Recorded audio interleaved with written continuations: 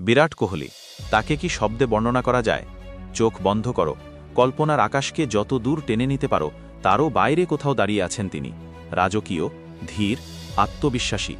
বয়স ৩৭, অথচ ব্যাট হাতে আজও আগুনের মতোই তরুণ, হিংস্র, ক্ষুধার্ত এবং অসম্ভব ধারালো। ক্লাসিক্যাল টেকনিকের সঙ্গে আগুন ঝরা অ্যাটাকিং অ্যাটিটিউড, এ যেন ক্রিকেট ইতিহাসের সবচেয়ে নিখুঁত কম্বিনেশন, যেখানে প্রতিটি শট যেন ব্যাট না, তলোয়ার, আর সেই তলোয়ারে কাটা পড়ছে বোলারদের অহংকার, রেকর্ড, ইতিহাস। সচিনের রেকর্ড ভাঙার পর তিনি শুধু কিং নন, তিনি এখন লেগেসি। আর সেই লেগেসির আলোয় এবার প্রাণ ফিরে পেলেন যশস্বী জয়সওয়াল। বারবার ব্যর্থ হয়ে যে তরুণ ছেলে চাপের নিচে ভেঙে পড়তে পারতেন, তিনি এবার জ্বলে উঠলেন শতক মারতে মারতে। যেন বলছেন, যেখানে কোহলি আছেন সেখানে পরাজয় শব্দটাই নিষিদ্ধ। 3 ম্যাচের ওয়ানডে সিরিজ ভারতের জন্য এ শুধু সিরিজ ছিল না, এটা ছিল সম্মান, প্রতিশোধ এবং সেই বেদনাদায়ক অপমানের উত্তর যা দিয়েছিল দক্ষিণ আফ্রিকার কোচ কনরাড।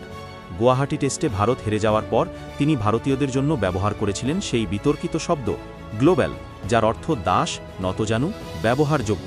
আর ভারত ভুলে যায় না, ভারত জবাব দেয়, সেটা মাঠে। দ্বিতীয় ম্যাচে যখন সিরিজ 1-1, তখন তৃতীয় ম্যাচ নিঃশব্দে রূপ নেয় ফাইনালে, আর সেখানেই শুরু আসল লড়াই। ডিককের সেঞ্চুরি, ভাবুমার দৃঢ়তা, দক্ষিণ আফ্রিকা দাঁড় করালো 270 রান, ভাবল ম্যাচ তাদেরই। কিন্তু ভারতের ব্যাটিং লাইন আপের সামনে এই লক্ষ্যমাত্রা মানে যেন আগুনে ঘি ঢালা। ওপেনিংয়ে রোহিত জয়সওয়াল, 2 ব্যাটার একত্রে যেন 2 ঝড়, 2 বিস্ফোরণ।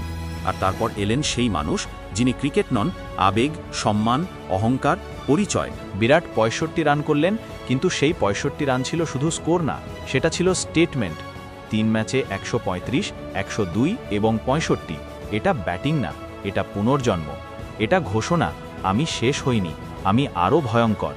এবং ইতিহাস বলছে, আন্তর্জাতিক ক্রিকেটে সর্বোচ্চ 20 বার সিরিজ সেরা সচিনের রেকর্ডকেও ছাড়িয়ে গেলেন তিনি। আর জয়সওয়াল 3 ফরম্যাটেই সেঞ্চুরি। ভারতীয় ক্রিকেট ইতিহাসে মাত্র ষষ্ঠ খেলোয়াড় হিসেবে নাম লিখলেন তিনি। এবং এই অর্জনটা এসেছে রোহিত কোহলির চোখের সামনে, সমর্থনে, ছায়ায়। ম্যাচ শেষে যখন বিরাট কোহলিকে জিজ্ঞাসা করা হলো তিনি কি অনুভব করছেন, তিনি হেসে বললেন, এই সিরিজে আমি যেভাবে খেলেছি সেটা অনেক দিন পর আমাকে আবার নিজের মতো মনে করিয়েছে। গত 2-3 বছর আমি এই লেভেলে ছিলাম না, এখন আমার মাথা পরিষ্কার, আমি ফ্রি হয়ে খেলছি। এটাই আমার ক্রিকেট, এটাই আমার মজা। আমি অনেক সময় সন্দেহ করেছি নিজেকে, কিন্তু ভয়কে জিততে হয়, এবং আজ আমি সেটা করেছি।